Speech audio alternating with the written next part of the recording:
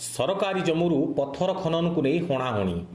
कुमारबस्त grammar किसी असामाजिक युवक सरकारी जंगल जमी को मांकड़ा पत्थर खणी करी मोहरम चोरी करी बिक्री करुवा खबर पाई कुमारबस्त ग्राम सभापति 7 दिन तले ग्रामर किसी मेंबर मानू नहीं बेआईन खणी बंद कराई से ही राग रखी 3 तारिख 11 घंटिका समय कुमारबस्त ग्रामर सभापति संजय पाइकराय पितापल्ली ठारू निज घर को फेरिबा रास्ता कुमारबस्त ग्रामर अभय बलियार सिंह अजय छोटराय प्रदेश छोटराय चंदन छोटराय जसवंत और श्रीचंदन और 8-10 जन मिसी असभ्य भाषा गाड़ी गुलज करी तू सभापति किए आमको खणी बंद करने को कही खंडारे हाणिबा आरंभ कले बंचाइबाकू जाई संजय पाइकराय डाहाण हाथ में खंडा को धरिबा समय 2टी आंगुठी और हाथर पापुली कटि जाइछि